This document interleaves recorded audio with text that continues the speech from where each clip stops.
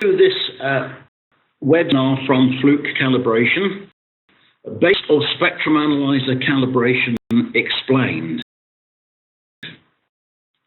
Is Paul Roberts, and I will be your host and presenter for this session. Most RF and microwave calibration labs and talk to the folks there about their workload. One of the top 3 items that they will always say appears in their workload is spectrum analyzers. They are one of the most popular items submitted for calibration, but they're also one of the most complicated to calibrate. They are, they can take time if you it takes several hours, maybe depending on the complexity of the analyzer. And one of the is if you look at the tether required and number of tests, you find out that for an average analyzer there are somewhere in the region of individuals that cover around 20 different tests or that are to perform what is generally considered to be complete calibration on that spectrum analyzer. What we're going to do in this is, first of all, take a look at what is an overview of its internal architecture so that we can relate the test bed for calibration to the actual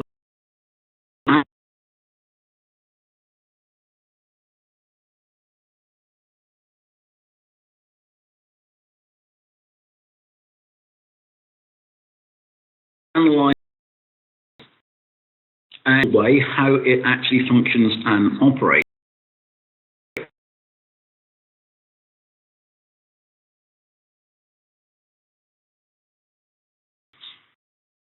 What we do is to take a look at those key tests in scale. Those tests are typically, the requirements are for the signal Fluke calibration producers. Some of you may already be familiar with our 9600 or 96000, the most recent product introductions in the RF and microwave area. So I'll be mentioning those almost in passing, and there are some other web seminar topics that delve into more detail about some of the specifics of the tests and characteristics that we're talking about today, and indeed RF and microwave in general. So if there's something there that you're interested in more detail, I'd suggest you go take a look at some of the other on-demand web seminars.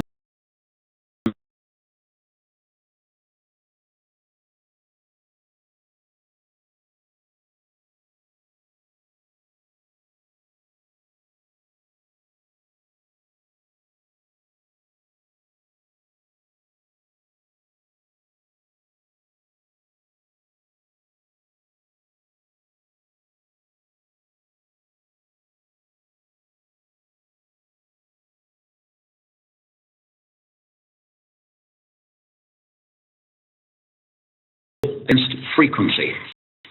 And this allows the users to determine whether their signals are free from harmonics, if they have any other components in them, what they might be, and so on. And in the past, they used to be more or less indicating instruments, a bit like oscilloscopes, so you could see what was going on. But nowadays, they're becoming much more sophisticated with all sorts of built-in measurement capabilities as well. But in principle, the devices are more or less like a small Amplitude modulation AM super heterodyne receiver. Block diagram, a very simple block diagram on this slide here, and you can see there the idea is that there is a tuning which is swept across the frequency range of interest and employed to down convert or shift down in frequency the input signals to an intermediate frequency that can then be processed and measured and displayed on the screen. In the past, this is an analog process, but most modern instruments now use digital techniques, even if some of the circuitry is still analog, certainly a digital display, and in some of the more modern instruments, much of the actual signal processing the signal down conversion is done in the digital domain as well. So the logarithmic conversion and indeed the IF filters would also be implemented digitally.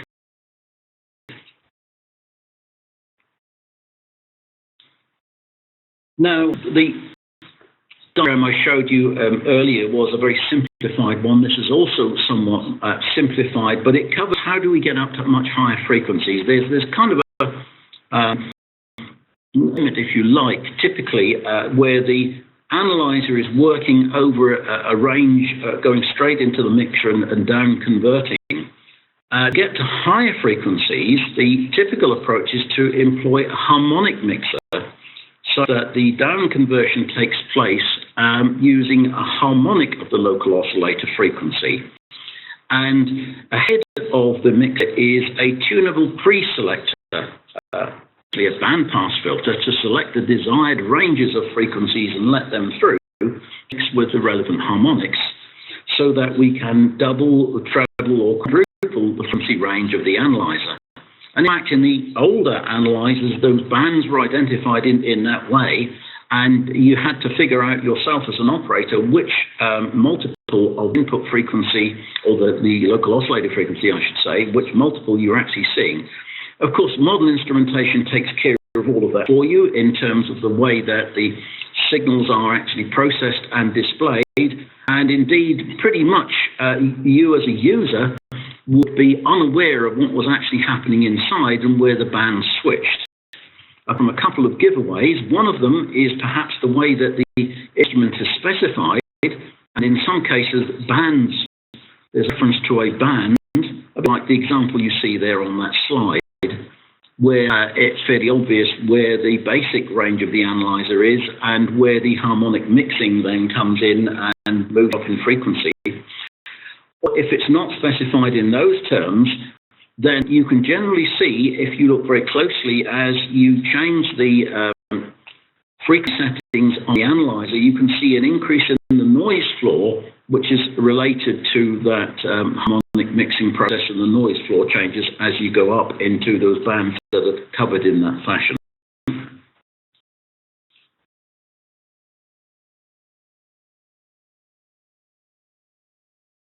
A bit more detail of what's inside the analyzer.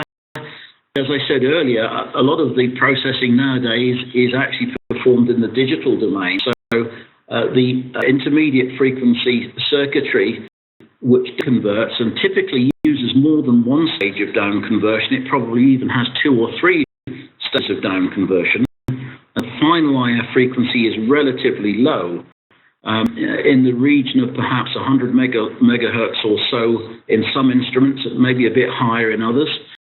But essentially that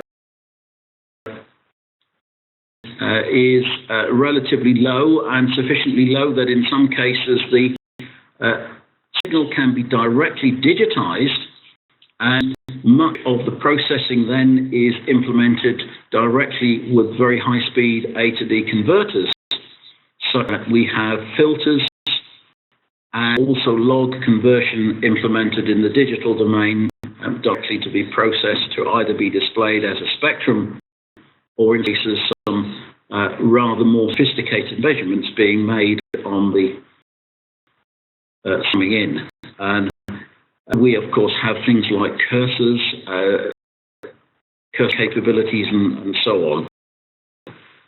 What to mention at this point is that you've heard of a real-time spectrum analyzer, which is slightly different to the regular swept spectrum analyzers, in that in order to capture essentially what's going on at different frequencies in real time, the band conversion process uses a much wider bandwidth, so you're looking at a much larger chunk of the frequency domain altogether at real time. And while there are some analyzers that feature very wide resolution bandwidths, I'll come on to what resolution bandwidth is a bit later, but are able to look at a chunk of the signal over a relatively wide bandwidth, The real-time Spectrum Analyzer does that in such a fashion that it can see things that are happening at the same time. In terms of calibration of those instruments, they're all pretty similar in terms of their basic requirements and tests. So the answer is quite simple. As I indicated earlier, most instrumentation needs to be calibrated anyway to make sure it's meeting its specification. But as the devices are becoming much more sophisticated with all of the measurement capabilities, they need to be calibrated to confirm they're meeting their original specifications, if you like, for the basic performance underneath, which all of this analysis that is then taking place on the signal that's been captured is really relying on that basic measurement being correct before it then turns them into some other kind of presentation, such as you see in these examples here. Especially things like, for example, in communications, you might be looking at power in a channel bandwidth. You might be looking at some other characteristics of the signal, which is basically relying on all of the circuitry of the analyzer performing against specification. So to have confidence that any measurements that we're making are going to meet those specification requirements, and that there are no impairments or other artifacts of the spectrum analyzer that will come in and actually give us false indications or false results. So, well, if you, as we have done, take a look at a large number of instruments, and in a particular study that I made a while back, we looked at 15 different models from 5 manufacturers and found over 80 different tests described. But when we actually boiled them down into what they actually were, there was pretty much 20 tests being performed on the majority of the models in that study, and I think that's pretty typical. Some of the tests are essentially the same, but are often called by a different name. Different manufacturers use different names, or perhaps in the past they've been called different things. So as you go through and look at a spectrum analyzer calibration procedure, be aware of that, and you can recognize that underneath there are some important things that need to be calibrated, and they are the specified parameters in the characteristics in the device specs. And you did in that slide what those most common 20 tests are. There are some other references, apart from the recommended calibration or performance verification procedures,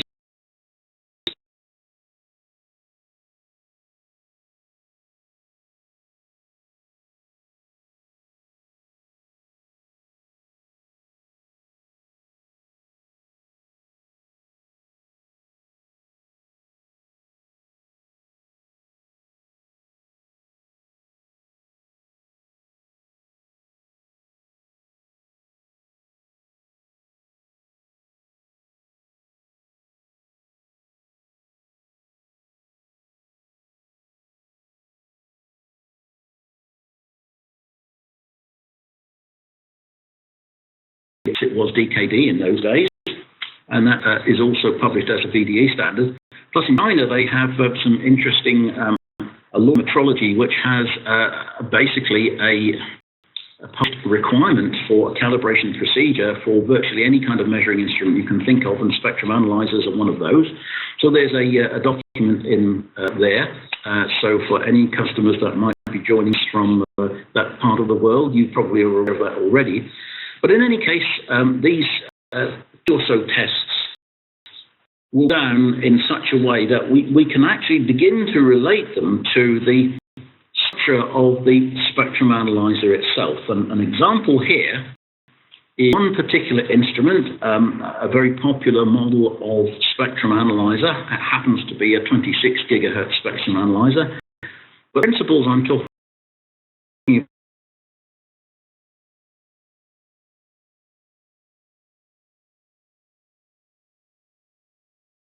regardless of the frequency range, pretty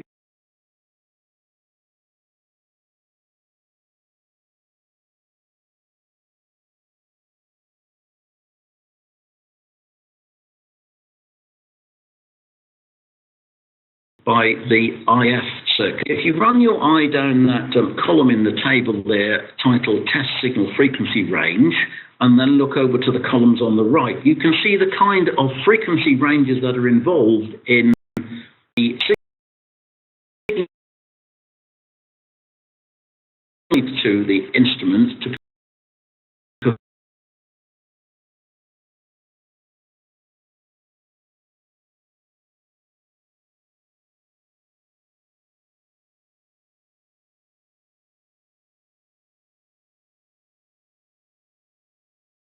perform vibrations.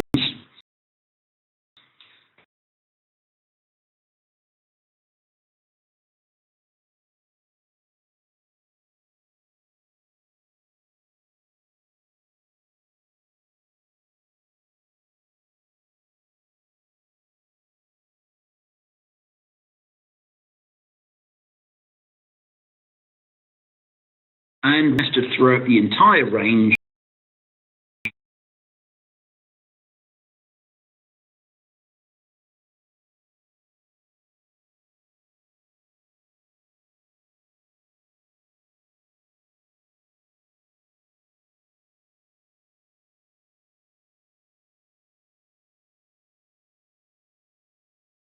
or most of the range of the analyzers at relatively low frequency.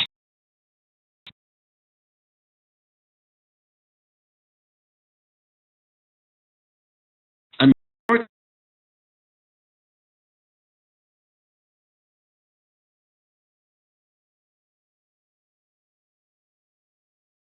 the 80% tend to be tested at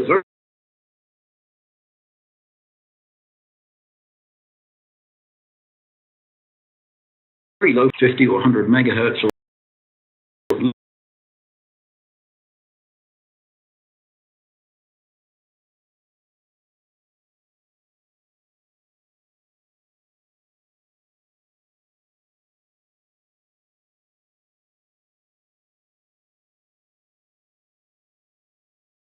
these are 1 gigahertz.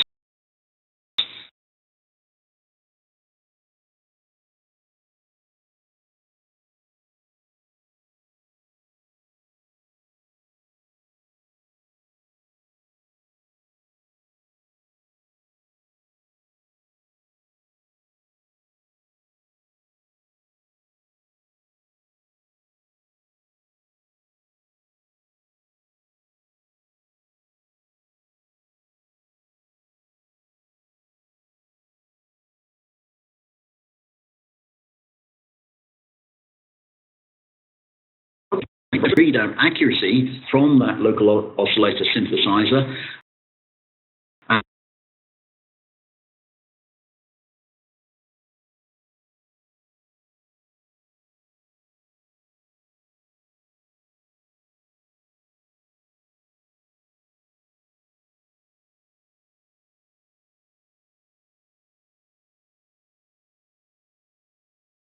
And those kind of things can influence whereabouts on the x-axis the signals actually appear. Do they appear at the frequency that they should do or not?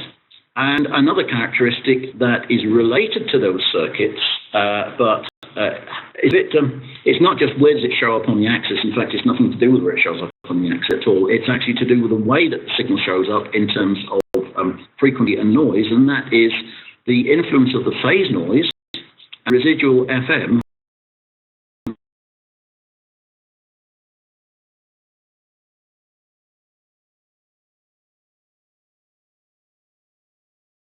And of course, we have the vertical axis.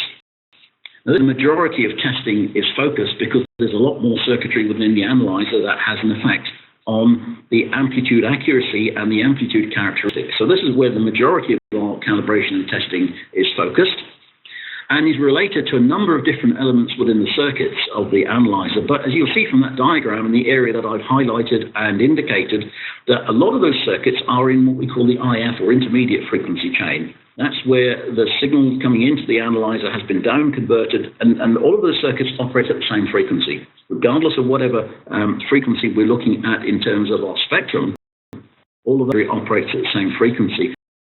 Therefore, there are many characteristics related to those circuits that we only have to test at a single frequency. And that's quite convenient in certain cases, because that means we can test at a relative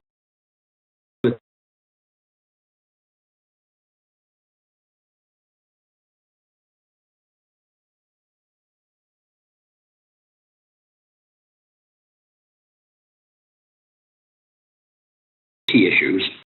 So we can get most of those circuits there you'll see I've listed out. We've got absolute accuracy related to the whole signal chain. The frequency response is pretty much related to the input stage and the mixer. Harmonics, intermodulation, spurious responses, and so on are related to the mixer. And parity, or the scale fidelity, display, log conformance, various names that we give to effectively the vertical linearity, are related to the chain there in the IF, and in particular the log amplifiers as they used to be in analog instruments, or the way that the analog to digital converter performs in the more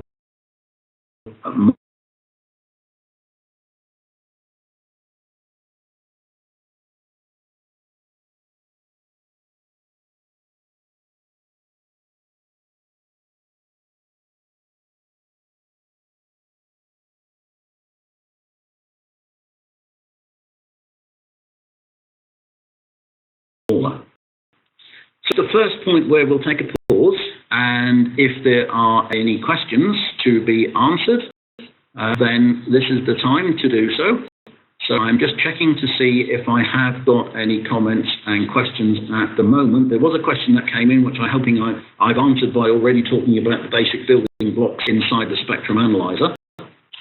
And I'd like to remind you that you can those questions via the chat and Q&A boxes on the right-hand side of your screen at any point during the presentation, and please do so, because it tends to make for a more interesting presentation for all of us. And there will be another couple of opportunities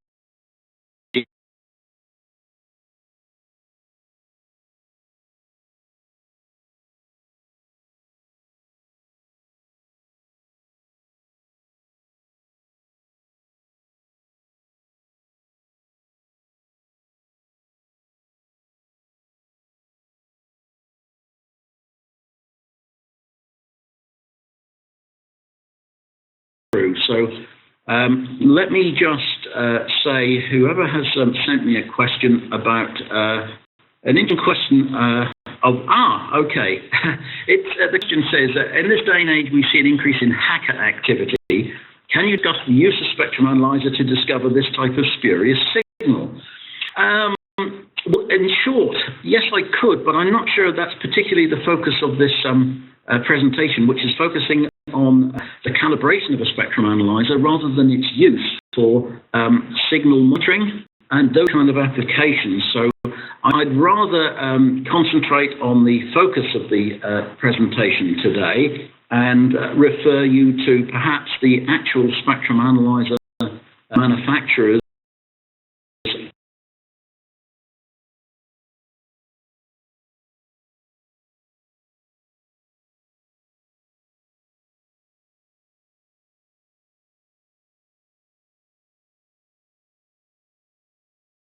of equipment available, like antennae to help out and so forth, which is really not something that I have any expertise on. So carry on and talk about the caliber processors. The first one is frequency, span, and accuracy, and this is effectively testing the readout or the display on the analyzer screen, the cursor readouts, the accuracy in that frequency domain. And as we mentioned earlier on, that's determined by testing the accuracy of the basic frequency reference of the instrument, and that's often done by just measuring that usually a 10 megahertz reference signal, which is typically available on the back of the analyzer. And you can do that with a counter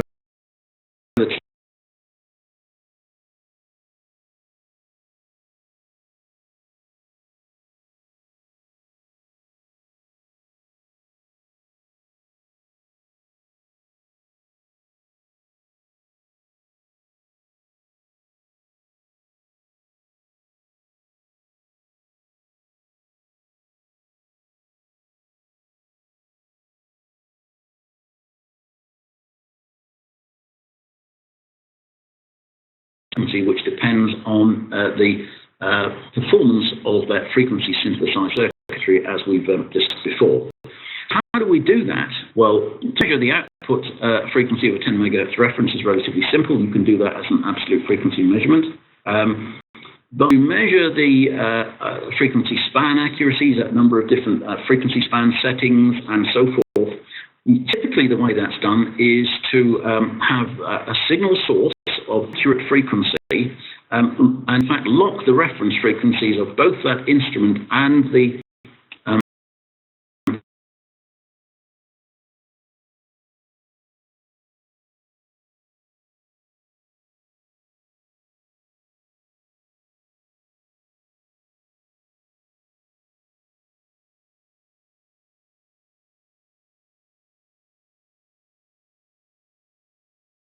itself. So we do that quite easily, and the little illustration we have here in this slide, the example using our 96,000 series RF reference sources, is very simple, just connecting the output of the signal source to the spectrum analyzer. In this case, we're relying on the frequency accuracy of that instrument, which can be enhanced by using external frequency reference if necessary, something like a GPS standard, Ruby standard, and so forth. And if you want to make a measurement of the absolute frequency of that spectrum analyzer 10 megahertz output reference, the 96,000 instrument also has a frequency.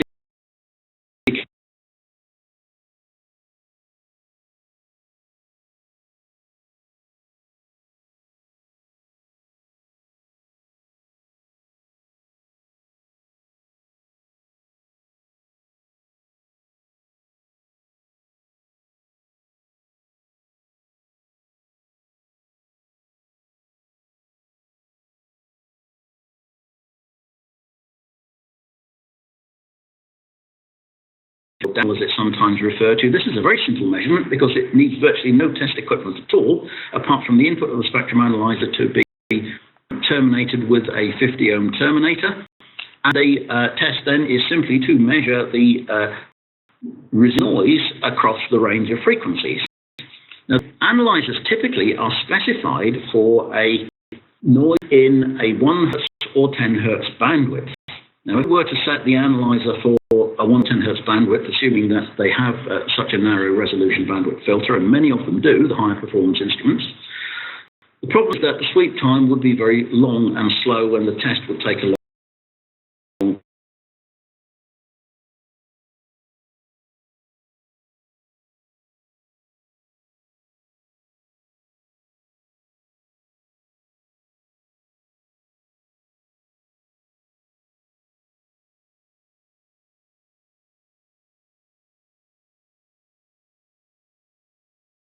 Then you don't have to disconnect the input from the 9000. Simply put that instrument into standby, and its 50 ohm termination within the output of the leveling head that you see there will provide that 50 ohm terminator to the input of the spectrum analyzer. So you have to disconnect and then reconnect another piece of test equipment going through the calibration process. Response. Now, this is another very obvious and important test. This is a test that needs to be done throughout the entire range of the spectrum analyzer's frequency capability. So it's a test of the amplitude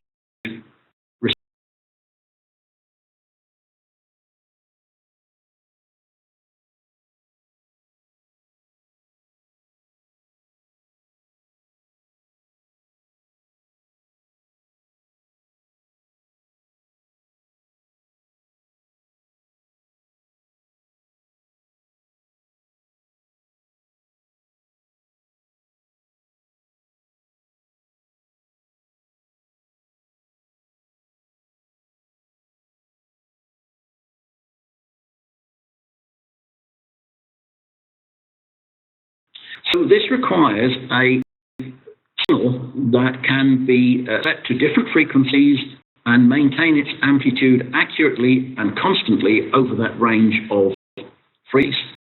Now, in principle, that sounds easy, but in fact, it's a little bit more difficult than that because a typical signal generator is not particularly precise in terms of its frequency accuracy, in terms of its absolute amplitude accuracy or relative amplitude accuracy over a range of frequencies, not accurate enough for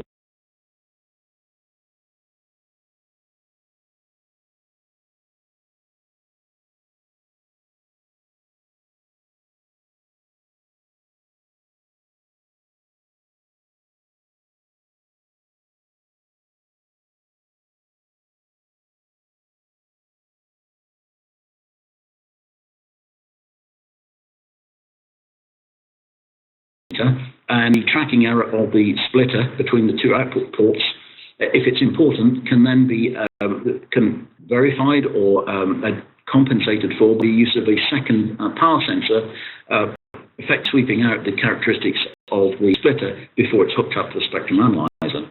And do that over a sufficiently wide frequency range. Typically, you need more than one source, because if you're going down to lower frequencies, many of the high-frequency signal generators don't go down low enough in low frequency, so you need a couple of more signal generators. And a lot easier if you're going to do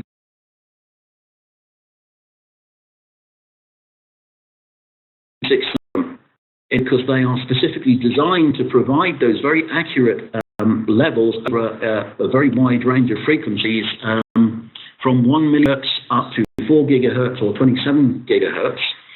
And in those on the right-hand side of that slide, you'll see a couple of different configurations where the output of the 96,000 instrument is connected directly to the input of the Spectrum Analyzer, because it's the input of the Spectrum Analyzer that is effectively our measurement reference plane here. And that's where the output of those calibrators need to be connected to. So the leading head output is connected directly to the input of the Spectrum Analyzer. There's no additional transmission lines to give us attenuation and so forth and upset the match conditions. Or at high frequency, 27 gigahertz, that 9270 instrument employs a very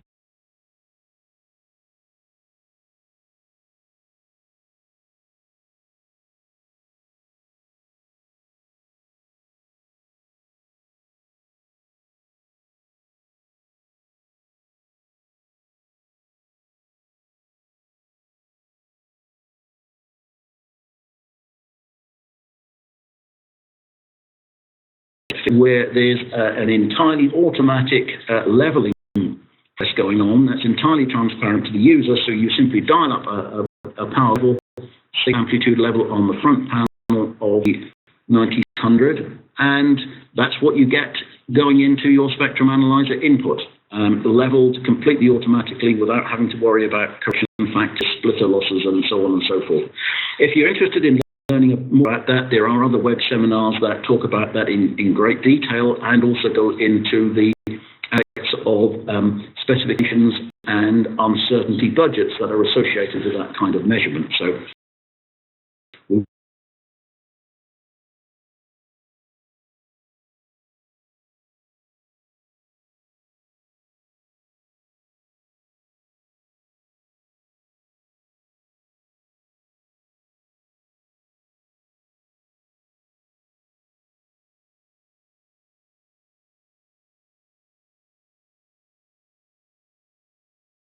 Analyzer, or the scale fidelity, as it's sometimes called. This is the test of the amplitude linearity over a very wide dynamic range.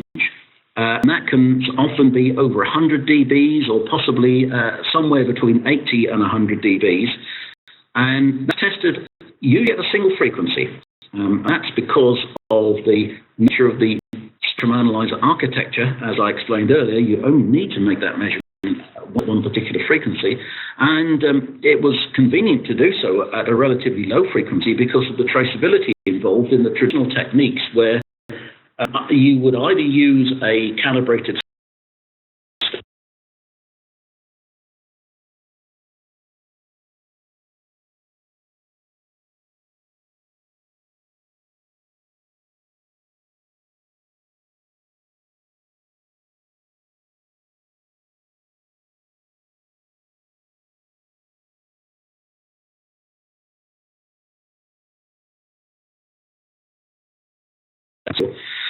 So a better solution nowadays is to use the 9000, which gives a much faster and simpler test because it's specifically designed to produce a very accurate attenuation output using that learning head.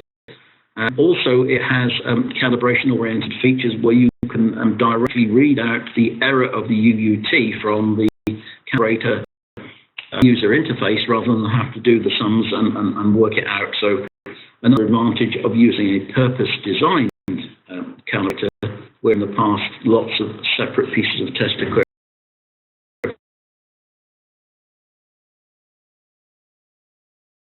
corrections from calibration certification data would have been used with the obvious opportunities for not only measurement errors in terms of measurement uncertainties, but also simply human.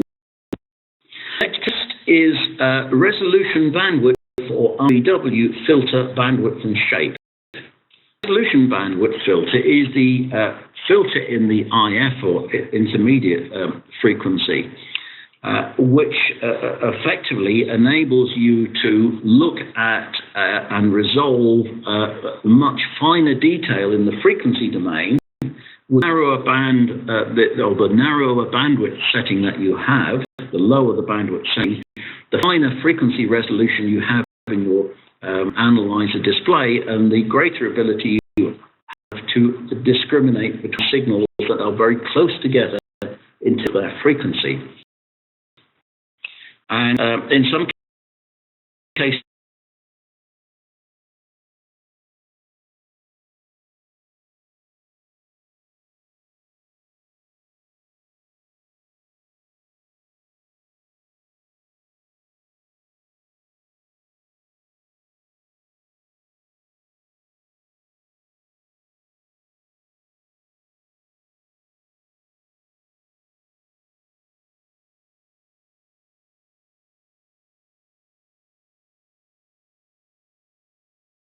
making a measurement at those 2 points. And there's a couple of different ways to do that. One way is to effectively rely on the previously calibrated frequency accuracy and attitude linearity of the spectrum analyzer, and simply apply a constant and stable input of constant frequency and constant amplitude, and offset the center frequency of the analyzer such that you can trace out the response of the IF filter, the resolution bandwidth filter.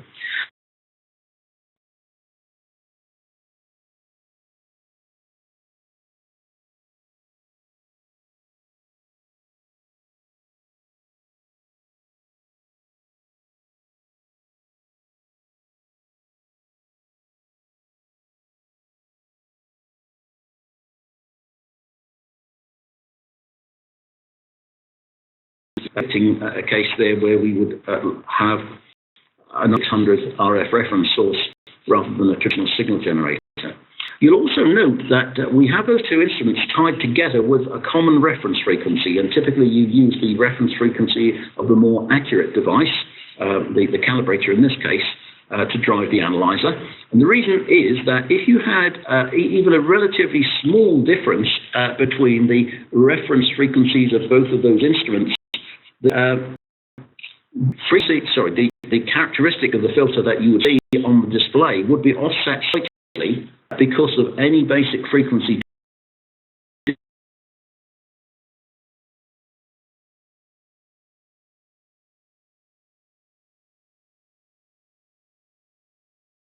playing a very narrow resolution bandwidth. That can be very important because the signal would not actually be where you want it to be at all.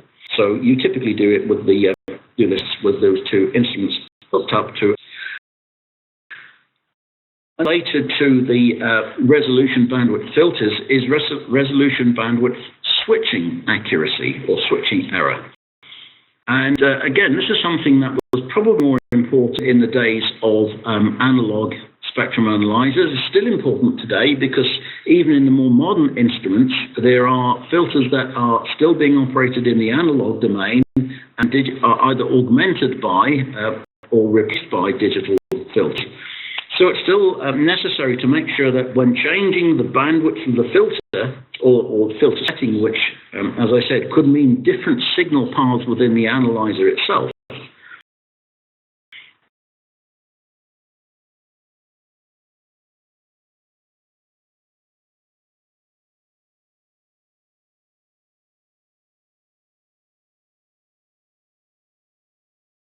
In the amplitude response that you see on the analyzer display. In other words, you change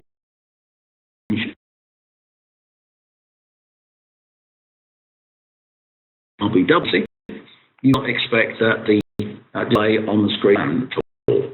So that requires, that's a simple test which simply requires a stable input to be applied to the analyzer, and you change the resolution bandwidth setting while leaving everything else constant. And again, you want the signal to appear in the correct position and not to be influenced at low RBW settings by any frequency errors caused by differences in basic reference clock frequencies between the source and the spectrum analyzer, so you hook them up at common reference frequency.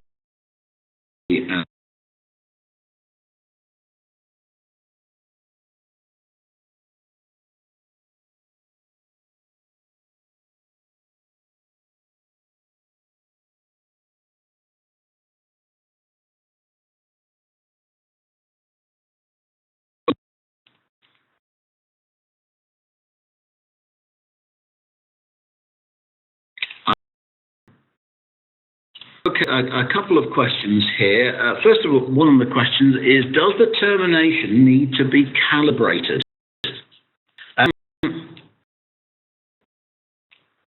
My answer is no. Other than you might want to make sure that the term is not, I wouldn't go as far as to say you need to have it checked for BSWR in the same way that you might an artifact that is being used as a standard for some kind of, let's say, DNA calibration, where you have devices which represent particular matches or mismatches.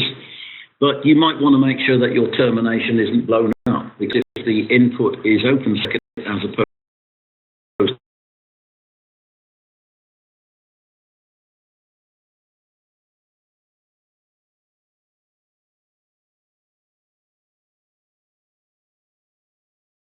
because attenuator setting that's being used with the analyzer, effectively what you have is step attenuator in front of your mixer, and when you get a degree of attenuation in that chain between input terminals and mixer, then the mixer is working into a 50 ohm, pretty good 50 ohm match anyway. Regardless, it's only when you go pretty much straight through into mixer that there is very much influence from how well it's terminated. So I would advocate that you need to make sure that the terminator is not broken, and more importantly, rather than anything to do with the terminator itself, or clearly a blown up one is not good, this is a good point to mention connector care and what would be good and best measurement practice in terms of anything that you connect to the input terminal or coax connector.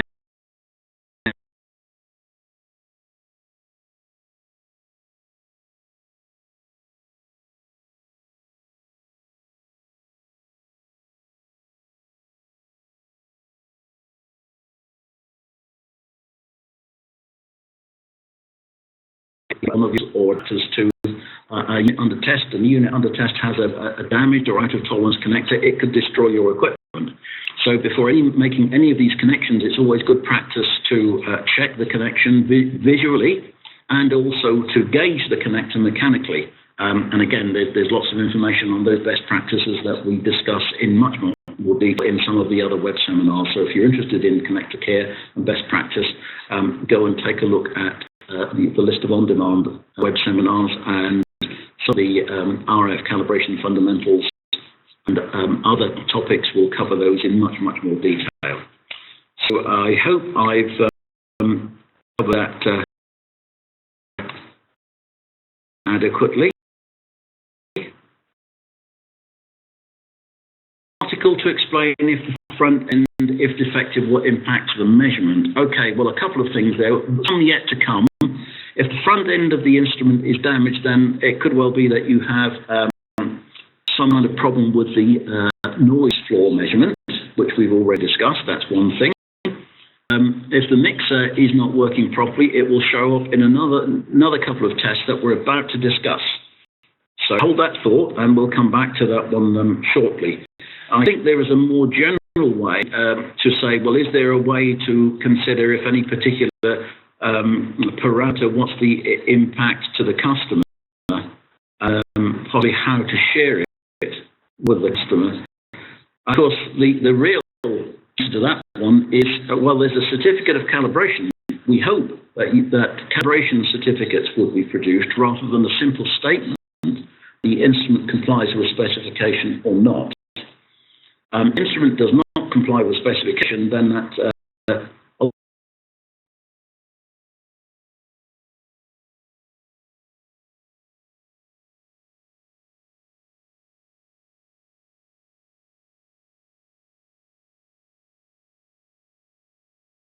where parameters are out of specification. And very often, if the instrument is faulty, it might show itself as affecting a number of different parameters. But that would generally give a knowledgeable user some indication of where, if there has been some impact on the measurements that they've made, and therefore they may need to do some kind of assessment of the impact of the instrument in the way that we would normally expect to do. It's an instrument of our own. We do that quite readily. If it's a customer, we're calibrating this instrument on behalf of a customer. If, for example, the CalLab is a third-party CalLab service provider, or it's a house CalLab calibrating instrument for another part of its own organization, the end users would need to know and make the assessment for themselves.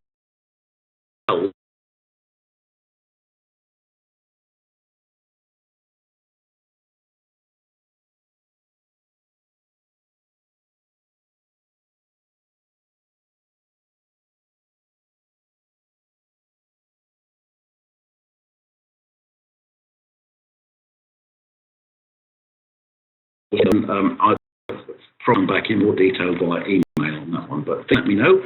There'll be another final opportunity for questions later on, so keep them coming. If I missed your question, let me know, and I'll do my best to address it in the final roundup. Last few slides now to cover the remaining tests. For those is sweep time accuracy. Now, time accuracy tended to be perhaps in some instances more important than some of the older instruments where the settings were individually set by the user rather than the modern instruments where you simply set what you want. And if you have set, for example, incompatible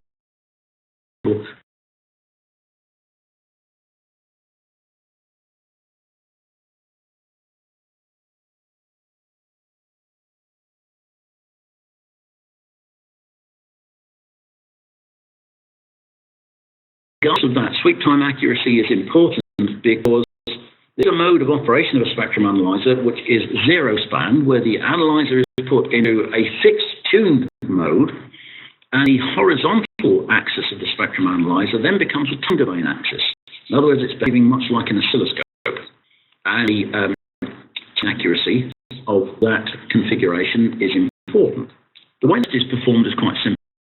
The instrument is placed in that zero span mode such that it becomes a amplitude against time display, and a signal is applied that is an amplitude modulated signal, where the amplitude modulation has a very accurate rate frequency, because that's what you would see in the terms of the variation of the envelope of signal.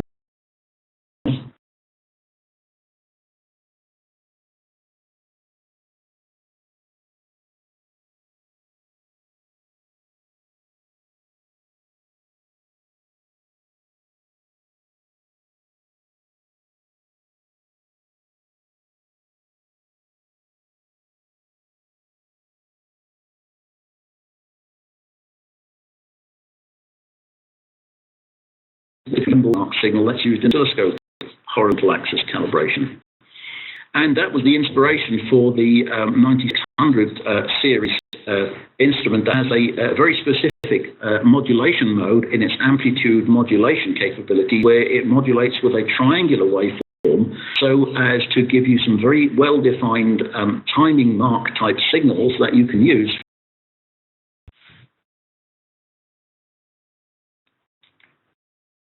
Now, some other aspects of the instrument and its calibration related to things like the front end. And this is one of the examples where the mixer performance, as well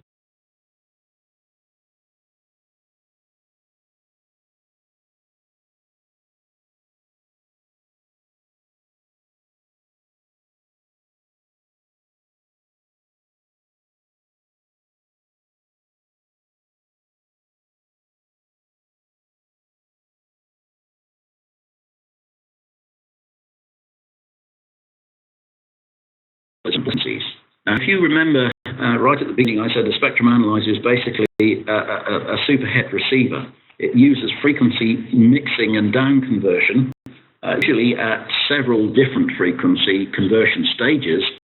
But let's think about the simplest situation where we have a single IF frequency.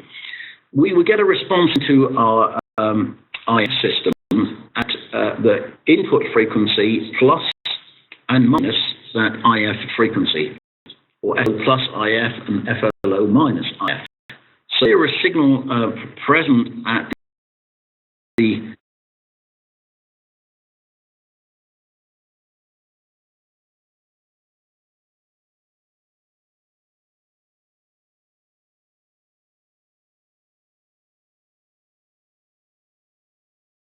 on our analyzer scale. Now, the way that analyzers work, they typically have what's called a high IF frequency. In other words, the IF frequency is higher than the input frequency to avoid any opportunity of frequencies getting through or be present that would satisfy that condition. However, with the multiple versions and so forth, there is always one small opportunity for a signal to get through. And the problem there is, if you are using that spectrum analyzer to make measurements and you have a response on the screen, you need to know that that response is real and some kind of artifact or element of the analyzer. These tests should be performed at the recommended test points from the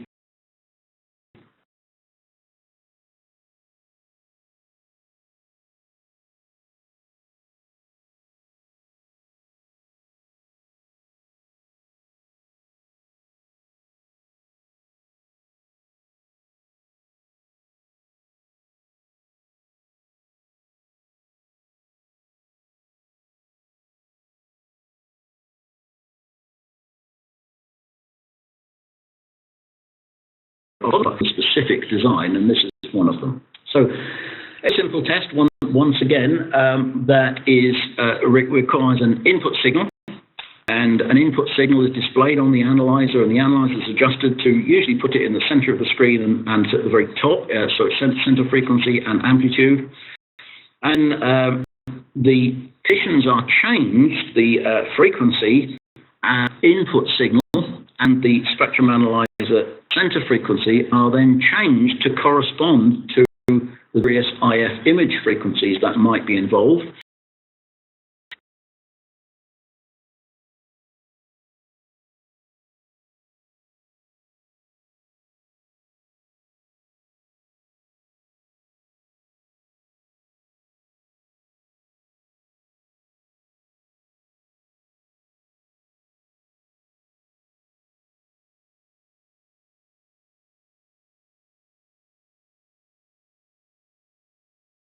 In that fashion. So it's a fairly simple test to perform, but does require signals over a range of frequencies and is very specific to the specific analyzer.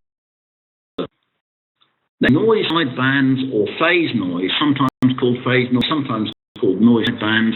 Nowadays, it's typically called phase noise because spectrum analyzers are one of the most common tools used to measure phase noise, which is a very, very important characteristic of a signal in modern data systems and communication systems.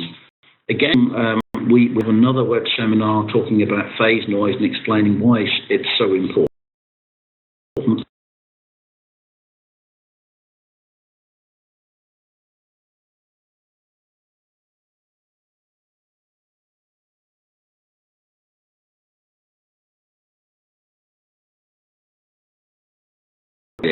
And you can tell from the use of the word clear that this was an originally mentioned associated with radio systems because of the term carrier, but you could substitute the word output frequency or desired frequency and the same meaning. This is a very important test that we carry out on the spectrum analyzers, and it's typically tested at a single input frequency, and it's usually a gigahertz, maybe 500 megahertz, and it requires a low phase noise generator. Obviously, we're going to test the phase noise of the spectrum analyzer, so we need a signal that has a margin of performance, in other words, lower noise than the signal generator. And that can be very difficult to achieve if we're testing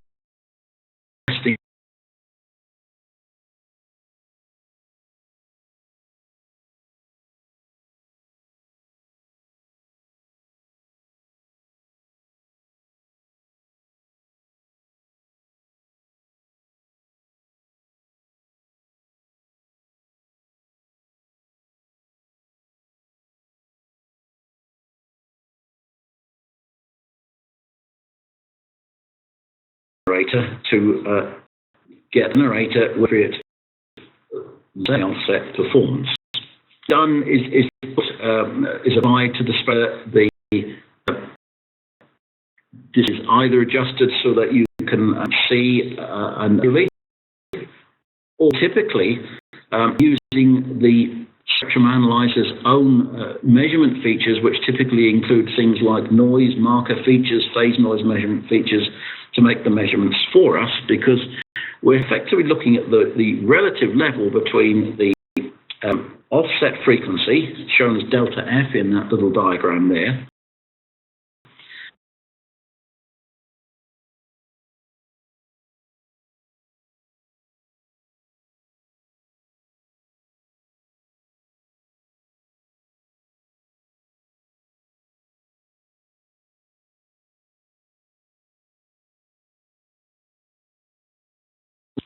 parameter in dBc per hertz, where we noise as well as the offset, and that requires some normalizations, which can be much more easily done by the analyzer itself, and therefore would be to apply a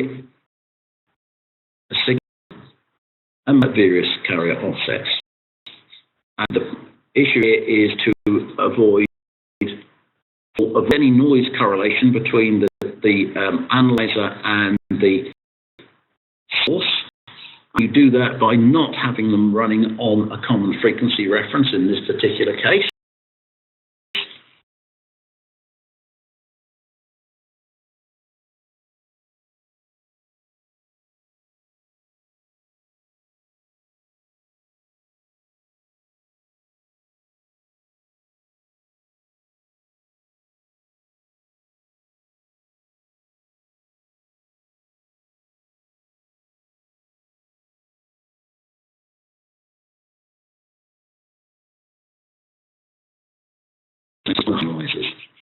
Residual FM is another test, which is a test for, it says, residual FM that might be on the analyzer's local oscillator signal. Similar to, but not quite the same as phase noise. Again, it's tested at a single input frequency of a gigahertz, usually, or about 500 megahertz. And again, lows requires an input signal with low residual FM as the reference. The measurement is usually made by setting the tuning a little bit, such that, as you can see on that display there, the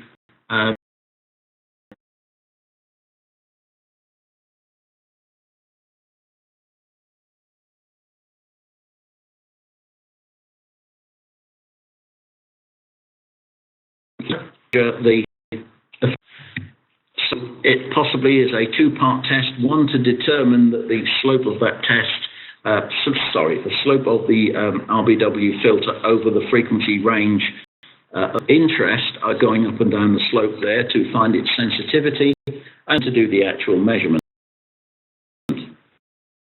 6,000 instruments have a very low residual FM, that kind of test. Harmonic, this is another front-end related test where the mixer should be performing in such a way that it is deliberately, of course, non-linear to mix the signals, but we don't want it to create harmonics by virtue of being a non-linear eye in the signal chain. Also, if there are other amplifiers that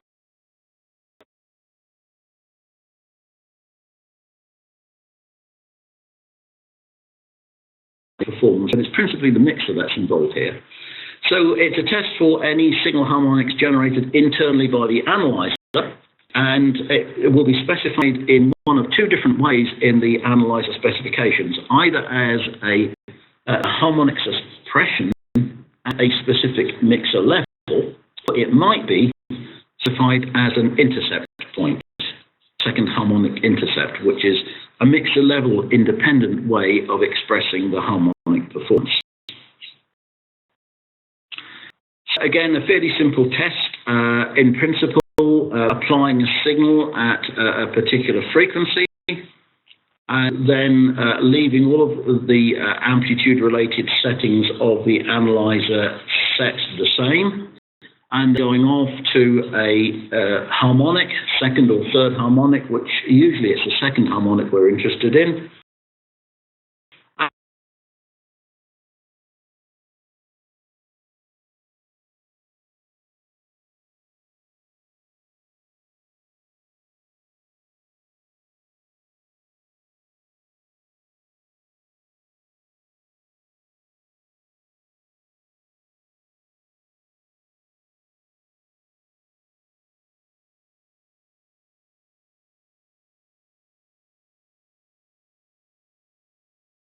For 20 dBs, 30 dBs, sometimes 40 dBs of harmonic suppression, and the analyzers have significantly better performance, so a low-pass filter would be required. So that low-pass filter would filter out any harmonics being generated in the signal generator itself. And the 96,000 being an instrument that's designed specifically for these kind of calibrations actually has very low harmonic content, virtue of being designed for that purpose, so that there's no need to apply external low-pass filters, a much simpler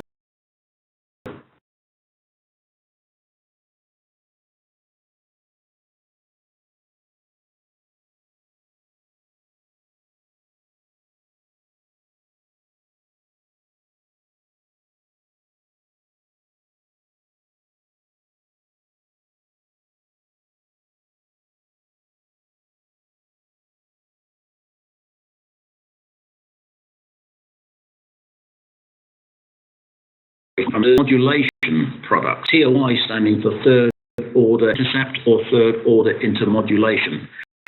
And the issue here is that, again, a mixer is mixing and doing the conversion for us, but it can also introduce some other unwanted artifacts of the signal, if you like, where signals that are actually close together in frequency could interfere with each other and produce frequency content that is not actually present on signal. And another common application for spectrum analyzers is measuring the third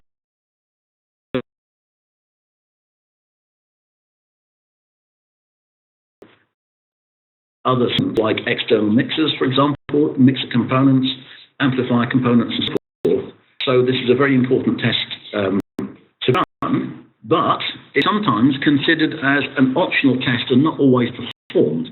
And for that, I think there is some justification to say, well, it's important, but if you performed a harmonics test on the analyzer, and the analyzer is meeting its harmonic specification, the chances are it will also meet its third order intercept. The other bit more of a difficult test to perform is that it requires two input signals at the same time. So it requires two simultaneous inputs of similar frequencies with them, as you say, typically there you'll see 50 kilohertz difference at a frequency of a few tens of megahertz, maybe a gigahertz or so, and that in which, if you want to make your calibration as simple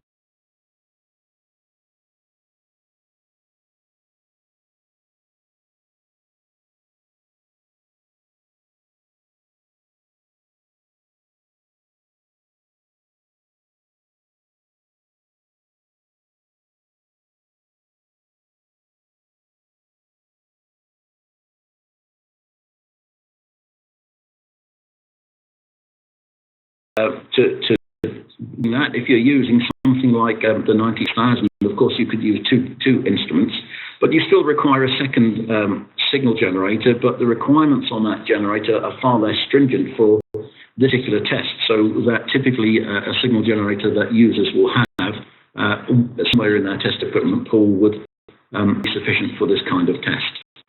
And then this is another simultaneous input signal test.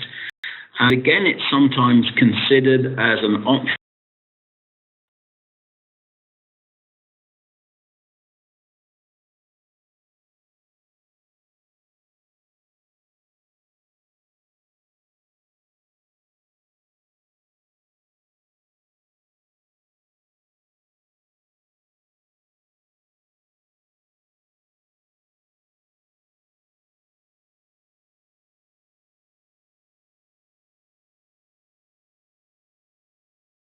If this gain compression performance is not as it should be. So it's tested is by applying two signals, a large signal and a small signal, and turning on and off the large signal and seeing if there's a change in the indicated level of the smaller signal. And those signals are typically with about sort of 30 or 40 dBs of each other. So 35 dBs down at the input to the spectrum analyzer for the lower level signal. Again, we have to combine the signals using similar techniques to those we've described previously. The frequency difference here is somewhat larger usually. The signals are probably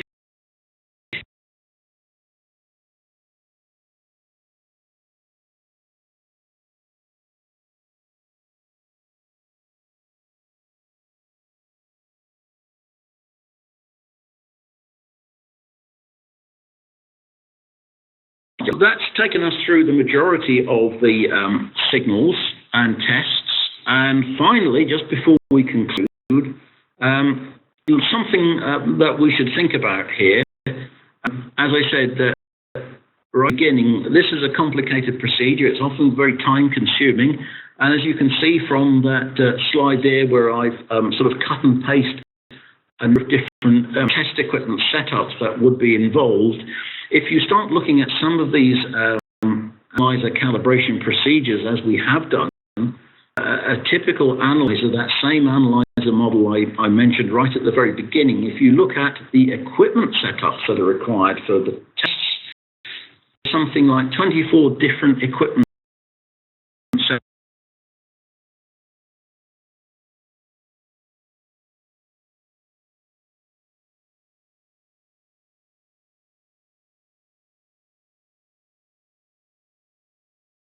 Nowadays, or they're getting far more and you see the lower frequency sources where you're having difficulty, surprisingly, with some of these obsolete products rather than the higher frequency sources.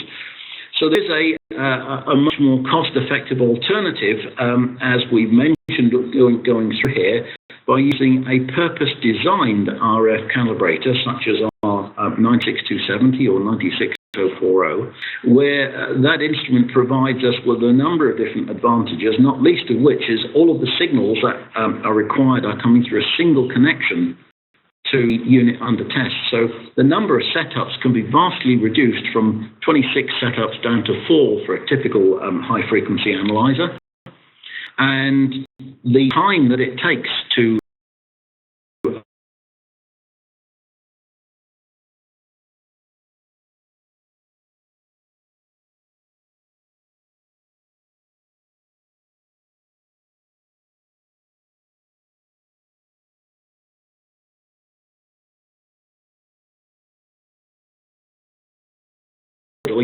while you wait for the operator to notice something needs changing. But if you're using one of these instruments that I show you here in the photographs, the majority of the testing is done with a single connection. So the operator is free to go and do something else and leave the system to run. So within a typical 2-hour calibration time, which incidentally is much faster than otherwise would have been, something like an hour and a half of that, the system runs by itself, and where those other reconfigurations or initial hookups are required, that's much, much less amount of the time, so that you can effectively increase your operator efficiency by something of the order of 60%, and system capacity can be improved by 25%, which is quite important.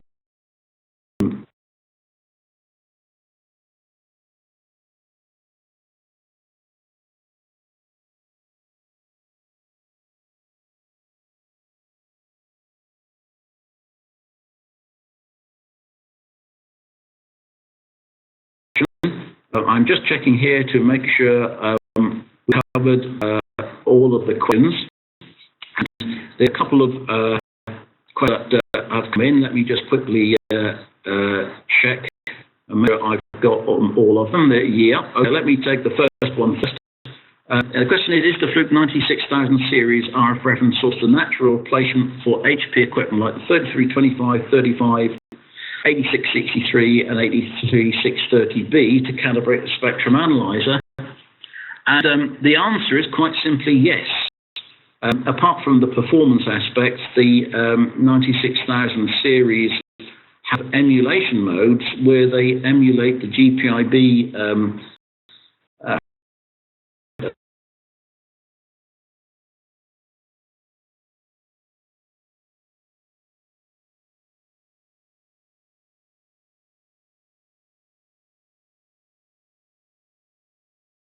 instruments that this question didn't involve as well.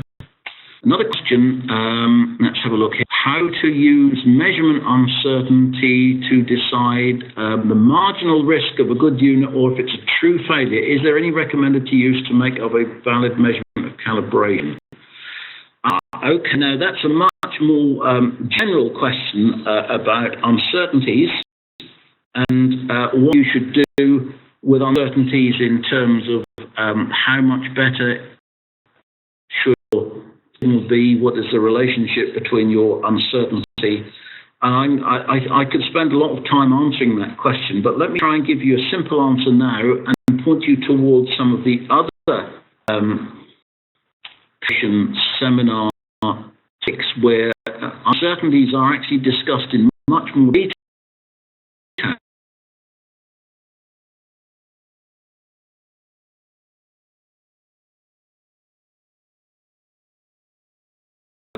Topics, you'll find the topic of guard banding, which is where you might want to modify a test limit to account for an uncertainty.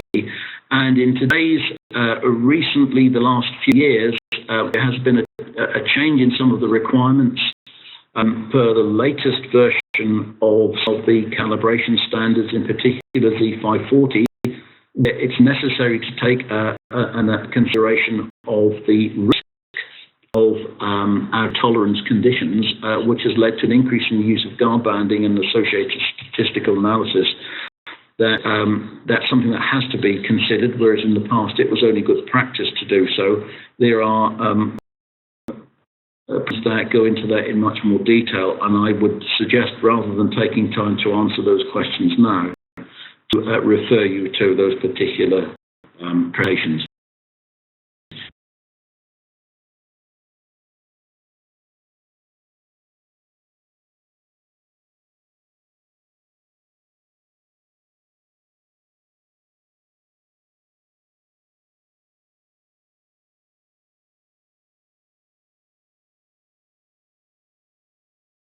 And the registers for this particular presentation, you'll get an email with a link to the recording of this particular presentation and PDF of the slides.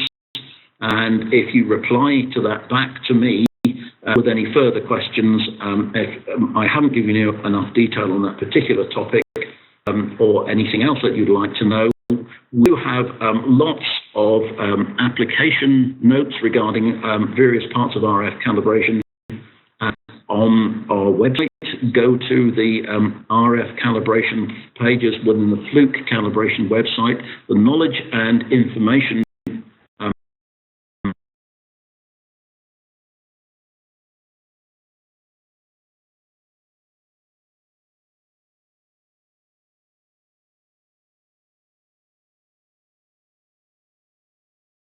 have any documents on RF calibration? The answer is yes, and they're all available on our website. And once again, if you have more specific requirements, then just let me know, and I'll do my best to put additional information into the email that I come back to you once you receive the list and the slide sets. Thank you for joining us today. And finally, before we conclude the presentation, just to let you know there's lots of other information available on our website, and also the on-demand and future web seminar topics. You can see there what we've got coming up in terms of RF and microwave topics for the rest of the year. The website to see what else we have, lots of training courses for various topics related to metrology.